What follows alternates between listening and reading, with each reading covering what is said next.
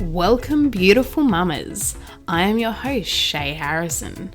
This podcast is a place for Springfield and local surrounding area mamas to share their stories about life, motherhood, and everything in between, completely judgment-free. I am so excited to be able to share these stories with you and give women an opportunity to be heard. So if you're ready to laugh, open your mind, and be part of a supportive sharing community, let's crack on.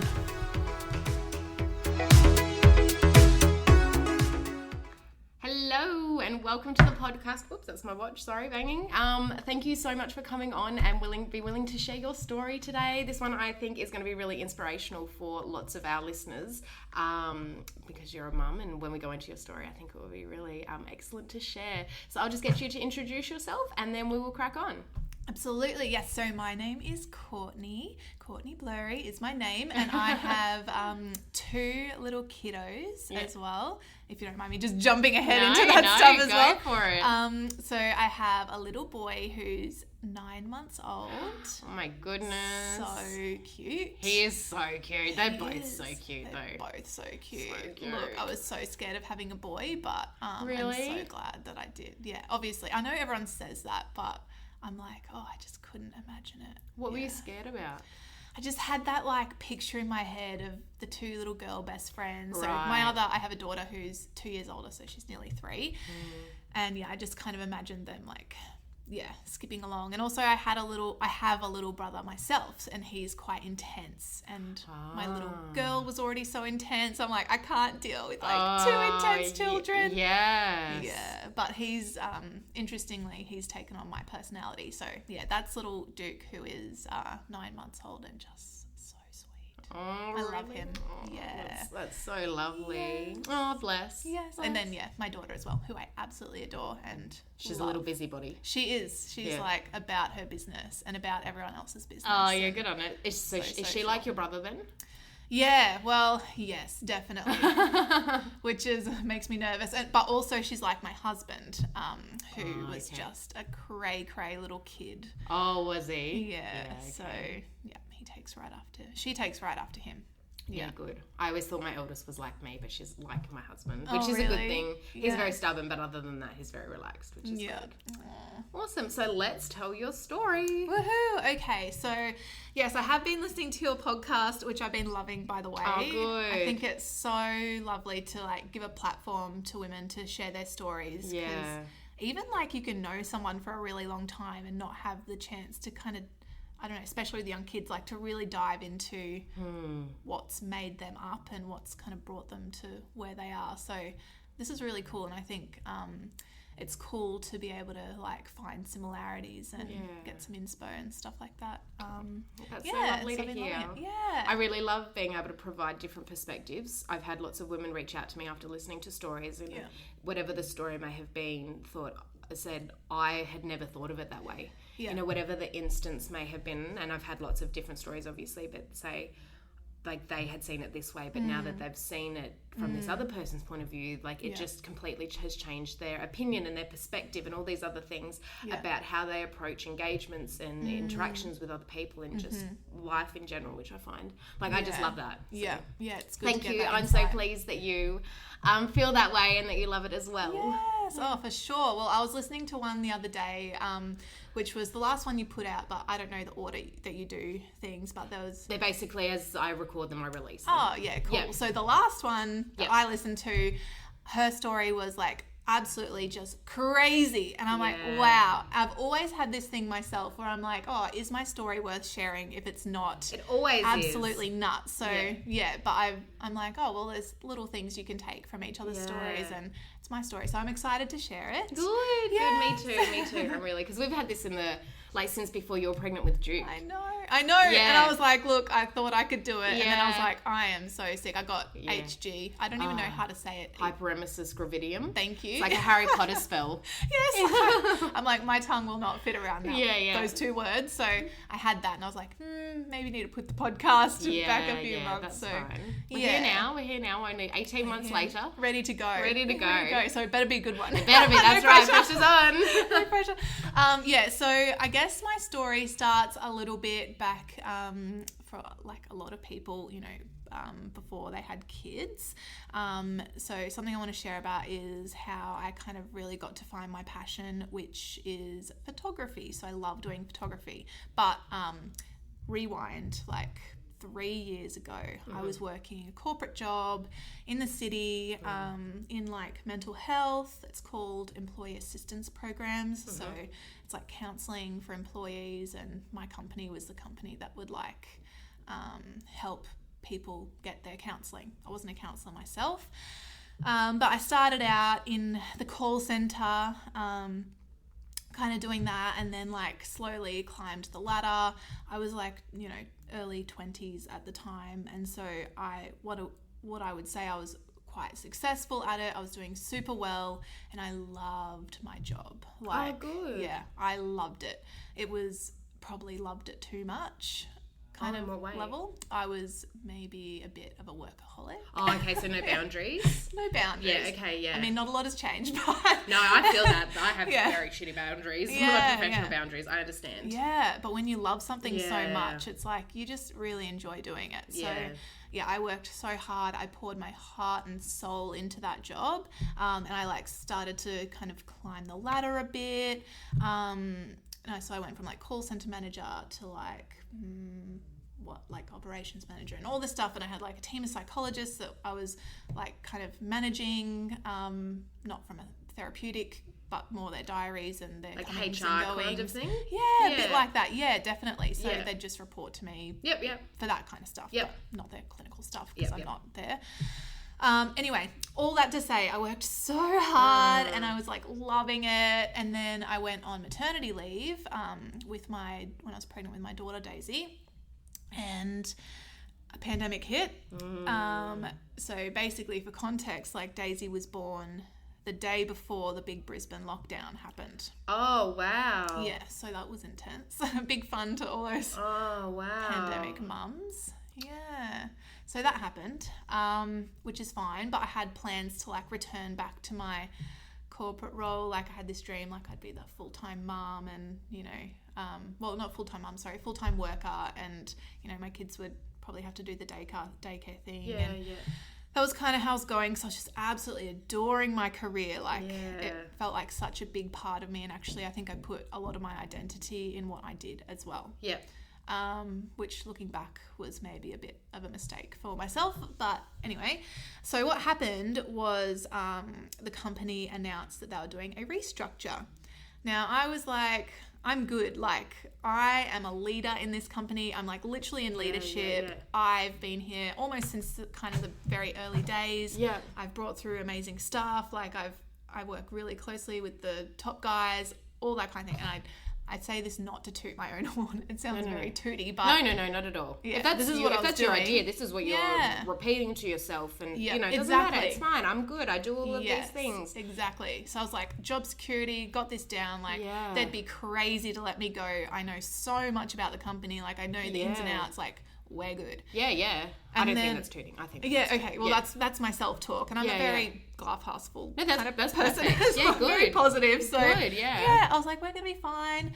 And so they basically said, look, the role that you're doing probably doesn't fit into what we're doing. I'm like, we're fine. This is good. They're like, we have these other roles. Like, you can apply to any of these roles. Like, see which one takes your fancy. We'll like interview you. It's just, you know, formalities. You got to do the box ticking exercise. Just got to do that. And they're like, oh, the company's going so well, so everything's fine. I'm like, okay, cool. So I kind of went through like the interviewing process. Meanwhile, at the back of my head, I was having these thoughts of like, oh my gosh, like motherhood is not really how they're painting it out to be, in terms of it's a lot, but you also love it so much. Like I was just so enjoying my time with Daisy, and I was kind of thinking like, oh, how am I going to go back to work? How's this going to fit? Because I was already living with no margins in my life. Like, how am I going to go back to that? And how am I going to be a good mum and be able to do that?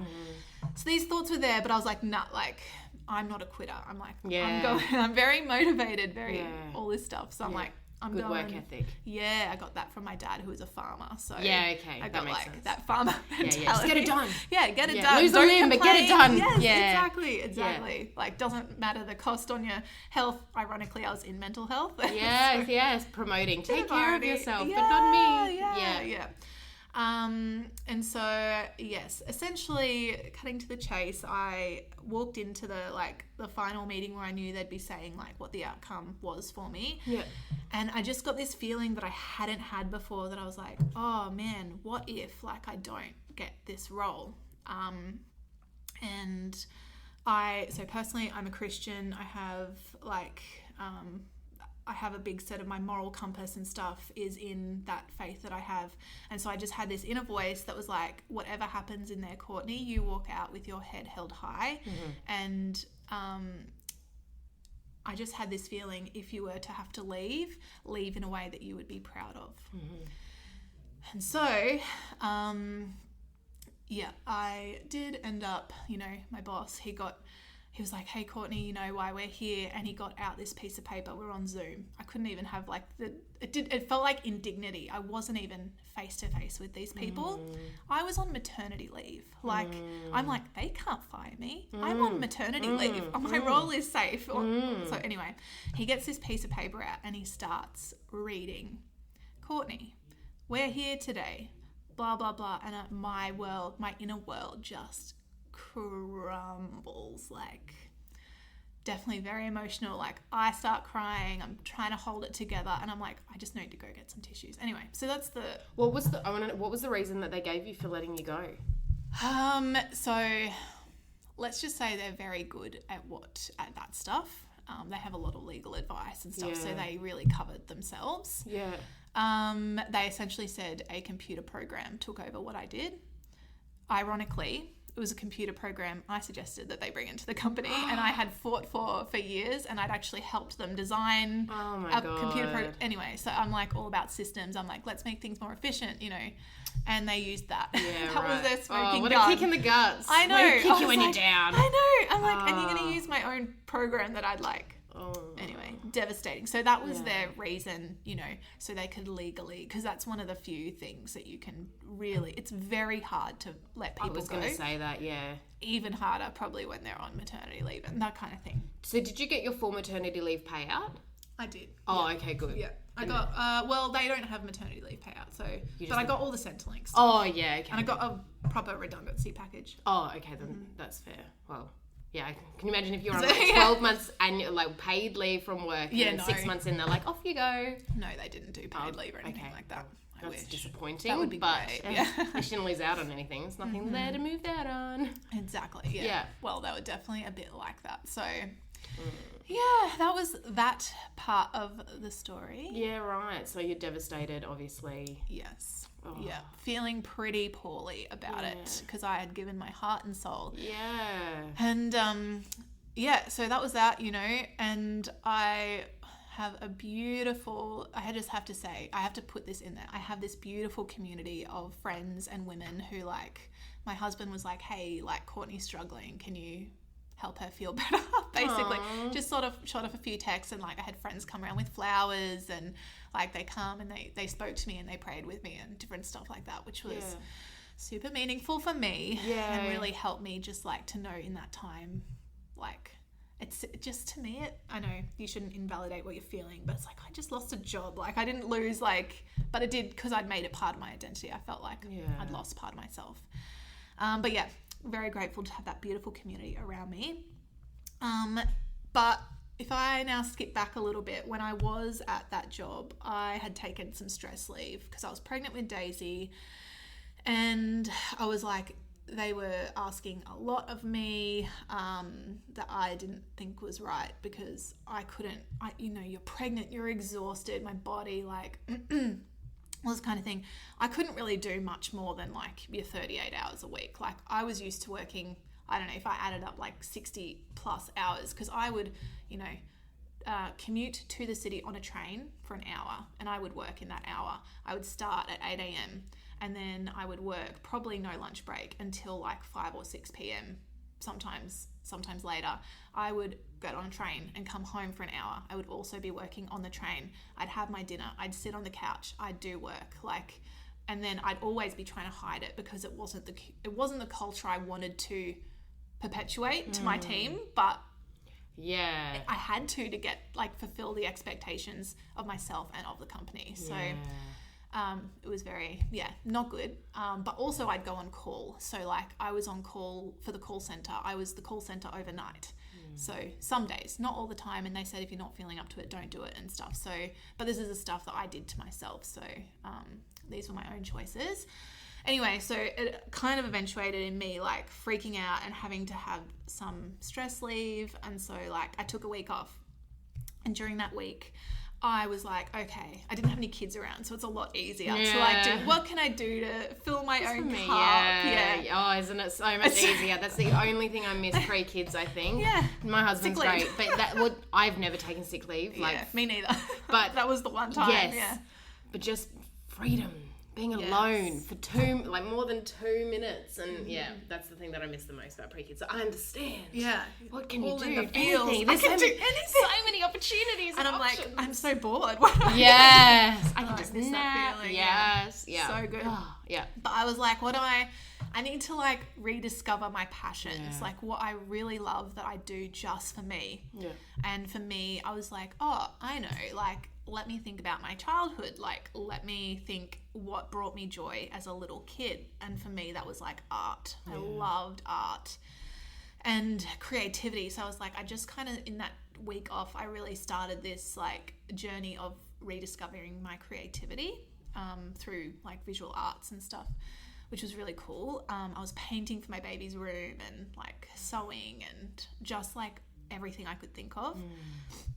So yeah, that had happened during that stress leave. Anyway, skip back. I've been made redundant, blah, blah, blah. I've got the beautiful support of my community, which I can't recommend enough. And I have this thought, I've been starting to like explore arts and stuff. And I had at this point, because it was a few months after I'd started maternity leave, I'd had this photo shoot with my friend, Kelsey, shout out girl. She'll probably listen to this. Hopefully she does. Anyway, she took me on a photo shoot. She has a photography business, and she was like, hey, can you model for me? And also then can you I'll give you like a little family shoot to say thank you. And I'd done photography before. And the thing that scared me the most about photography was having to, like, I loved people photography, but I'm like, how do I direct these people? Like, okay, everyone's standing smiling at the camera, look at me and stuff. And I was like, that seems so awkward. And forced. Yeah. And I had like my friend that did this for me. She was taking photos as she was talking to us, and we were hanging out because we were friends. And she was like, okay, that's it. I'm like, I think you took like a few photos. I was like, oh yeah. She's like, I took lots. You just weren't really paying attention. And she did it in a way that was like so natural. And I got the photos back, and I just remember that feeling. I was like, I just feel like amazing seeing these photos of me and my kid. And like my husband we hadn't taken a lot of photos because we were so busy like with our baby and stuff. And I was like, wow, this feels really good. So I'm like thinking about this, and I'm like, just being made redundant. And I'm like, I'm going to start a photography business. So like the next day, I'm like literally the day after I'd been made redundant, I'm like, I need to channel this. Yeah. And so I like channeled it straight into like something that I felt was for me, and just like would fill my cup. Yeah. Also would teach me like some really cool skills to like document my kids and that kind of thing, because that's really important to me, like seeing them grow up so quickly. I'm like, no, this is like, they just... That really upsets me. Yeah. It's like, it's devastating. So that's why I think we've had like 5 photo shoots in like 18 months or something. I know, Even less. Yeah. I mean, I'm doing it almost every other day. Like I'm obsessed, but I guess it was just something that really, I felt like it filled my cup. Do you feel like you had a message from God through this process as well? Because you said that when you went into the meeting and you were ended up being made redundant, you said that you had like what did you say? Like a message, effectively. The inner voice, inner voice, that's right. Saying that it was going to be okay and you'd get through it. Did you have something guiding you, or did you just know without, like, you knew in yourself that this was the progression for you? Yeah, well, I guess for me, like, I feel like he always guides my steps, but I'm not in a way that like I feel like I have to have the momentum sometimes. Yeah, okay. So it's like I take a step out and he'll help kind of like guide that for me. So it wasn't, some things I do have really specific like feelings of direction and some I don't. This one just felt like, no, it just felt like a natural like progression for me. So yeah, it wasn't something particularly. I think like, and I can speak from my own experience, but I think that lots of people feel this way. When you're trying to rediscover a passion, like you said, you've gone back to your childhood, but then you get to this point where you were in, I'm going to say, a good position because you needed something. But when you're trying to rediscover yourself, it's so hard to find like what is the right, I'm using air quotations, the right decision. Like what if someone did go, I'm going to be a photographer, I'm going to make this photography business, and then spend all of this money on cameras, etc., etc., etc., and then get 6 months in and go, fuck, that was the wrong decision. So fear for lots of women like holds them back. So I was curious, you know, if it just felt right, it was just natural. Was there something in your head that was going like, this is what I'm meant to do? Or does that make sense? Like, were you just kind of like, fuck it, I have to do something. Let's go photography. Basically, that's what it was. But I feel like, you know, that like I believe I was created where I was for a reason. So connecting back to that like natural part of who I am, like the creativity and stuff. But also like I do see a higher purpose in what I do because I get to spend one-on-one times with families, especially since I do newborn and stuff, who've just had babies. They're in like such a raw state. Like sometimes I meet babies before family members have even met them because, you know, I photograph them within 2 weeks. And sometimes I get mums who come and they are so broken and they've just been through birth, which was completely traumatic for them. I found birth quite traumatic for me as well.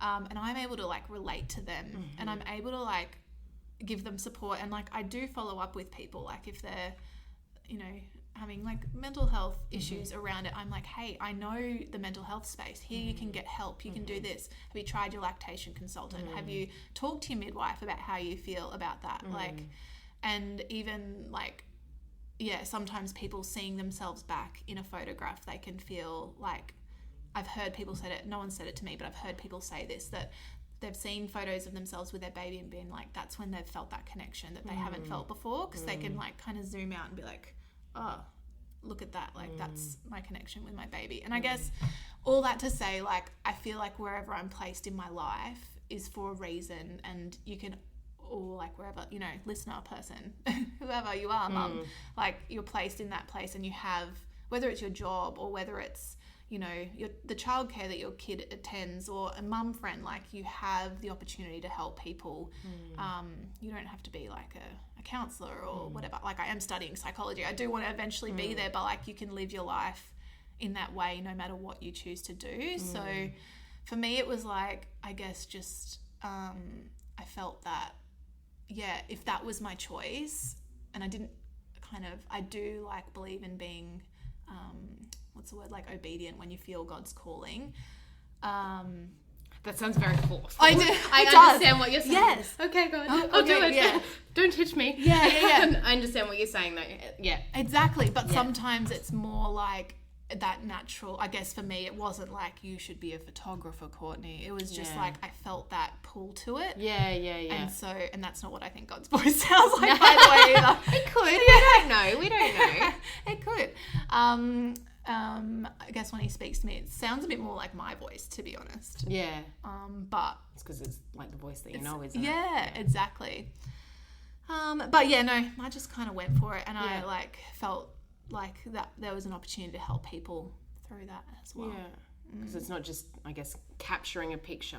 Yeah. Like you said, it's an emotional connection between the picture and those people and yourself. Yeah. Which is more than just being a photographer. Not that I think that anyone is just a photographer. You know, you're not just a personal trainer. You're not just a doctor. You're not just a photographer. There's so much more that's coming into this alignment for you than was just, I like taking photos with the camera. Yes. Yeah. Exactly. Like, I just love people, and I've loved people for a really long time. Like, so that's kind of how that went for me. Yeah, right. Awesome. So you've been running your business now for nearly 3 years. So from where you started, obviously you knew it was the right purpose for you to head into this avenue, and it brings you so much more than just the photographs. But like, what joy does it bring you now? Like, how does it impact your life overall? Because you said that you gave so much to your previous workplace. What boundaries, and how do you feel like when you take the photos, and what flow and effect has that had to your family? Yeah, for sure. So I think that motherhood can be very monotonous, can be very mind-numbing, and having something that really fills your cup and is your own passion that's just for you is so important. Like when I started dating my husband, he had all these passions like music and stuff, and I just felt like I had to kind of tag along and like have his passion. And he was like, Courtney, you need to find your own passions. Like, stop always wanting to do what I'm doing. Find something that you love as well. That's really sweet. Yeah, like I'm not sure what it was like. Yeah, no, okay, it was sweet. Okay, that he was so supportive of like, you do you.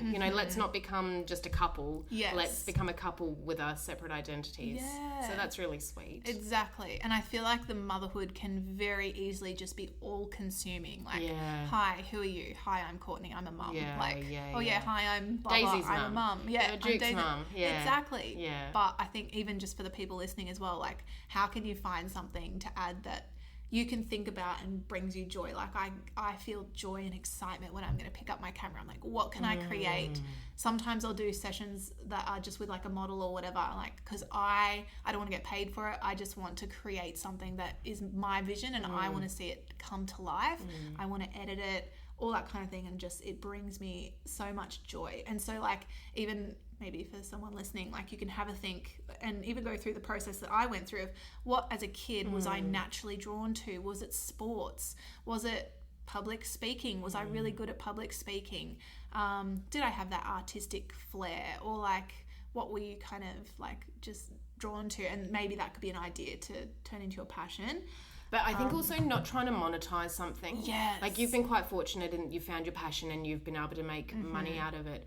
But like, just finding something that brings you joy, but not having to quit your day job. I feel like, and I don't know if it's just because of what I'm doing, I feel there's lots of emphasis on get rid of your shitty 9 to 5 job, quit your job, find your passion. But you have commitments. Your mums, you can do your 9 to 5, and yes, very time poor as a mum, but trying to find just 20 minutes, an hour to reconnect to yourself through that passion. And it might end up that you've earned money out of it, but it doesn't have to be the thing that you earn money from. I don't know about you. Like, I just feel there's so much pressure.